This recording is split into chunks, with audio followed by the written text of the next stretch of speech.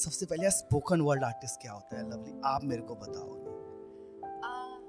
देखो, जैसे spoken word ऐसी बातें जो आम भाषा है, हम जो भी चीज़ें आम भाषा में इस्तेमाल करते हैं, बहुत आम बातें, लेकिन ऐसी बातें जो अगर 10 लोग सुने तो उनकी ज़िंदगी में, हर 10 ज़िंदगी में अलग अलग असर करे।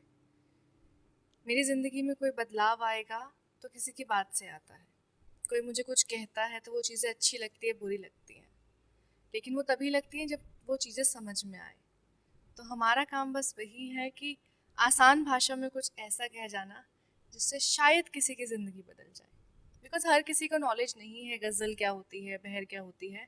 एंड पोइट्रीज़ को बहुत ज़्यादा टाइपकास्ट किया जाता है उर्दू में, कि अगर आप कविताएं पढ़ रहे हैं, शेर पढ़ रहे हैं, तो आप शायरी कर रहे हैं तो आप उर्दू में कर रहे हैं।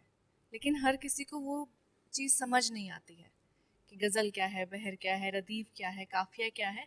इसका इल्म, इसका नॉलेज ये हर लोगों के पास नहीं होता है। तो बस आम आम बातें करते हैं हम लोग, दिल से करते हैं, दिल तक पहुंच जाती है। ब्यूटीफुल। और जैसे एक बहुत खास बात कि आप दोनों मियाँ बीवी भी हैं, ठीक है, दोनों क्रिएटिव फील्ड से आते हैं और दोनों मियाँ बीवी हैं। तो यार ये बताओ कि लाइक क्या चीज़ थी जिससे आप दोनों को अट्रैक्ट किया? कि देखो आप एक्टर हो, ठीक है, आप जाते हो कैमरे के सामने रहने की आपकी आदत है, लोगों के सामने आने की, उनको कविताएं सुनाने की, स्टोरी सुनाने की आपकी भी आदत है। तो स्टेज दोनों के लिए कॉमन है। तो like, क्या चीज़ है जो आपको जोड़ती है? इज इट दैट परफॉर्मेंस जो आप लोगों को कनेक्ट करता है, या क्या है जो आप लोगों का मतलब आपका वाव फैक्टर क्या है रिलेशनशिप का? You get it? यार हम दोनों के बीच में ना एक चीज़ कॉमन है कि वो ये कि हम दोनों आर्टिस्ट हैं।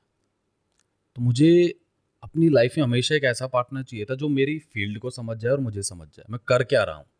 बिल्कुल अपोजिट कल्चर वाला या अपोजिट वर्क वाला बंदा ना आ जाए, वो समझे ही ना ये हो क्या रहा है।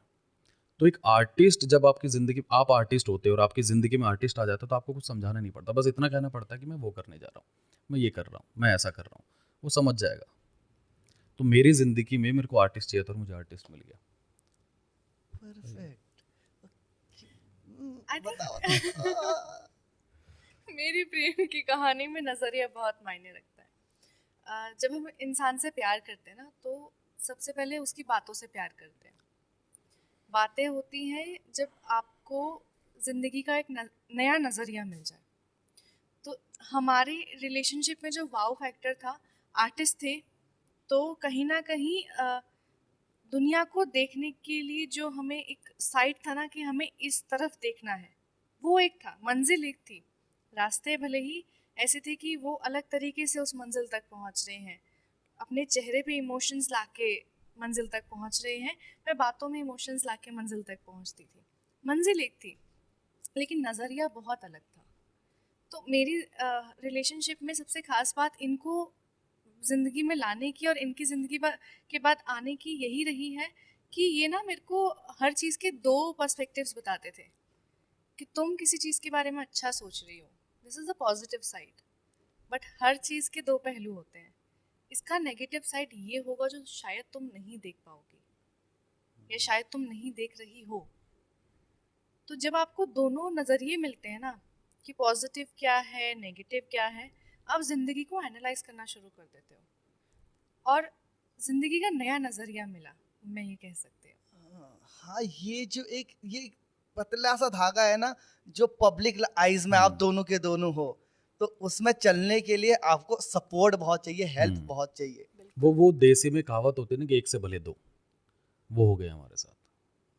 तो एक मिल गया है कि एक कंधे पे हाथ रखने वाला मिल गया है। माँ बाप तो होते ही हैं, बट एक चाहिए कि माँ बाप पूरी ज़िंदगी आपके साथ नहीं रहेंगे। उस माँ बाप के जाने के बाद क्या, उसके बाद कोई चाहिए, वो दोस्त भी हो सकता है, वाइफ भी हो सकती है, गर्लफ्रेंड भी हो सकती है। तो वो चाहिए, एक इंसान होना चाहिए। जब आप बैठो उदास हो तो बोले कि मैं हूं ना, और जब वो आता है ना कि मैं हूं ना, तो ऐसा लगता है कि चलो दोबारा करते हैं। तो वो होना चाहिए, वो स्पार्क आना चाहिए कहीं से।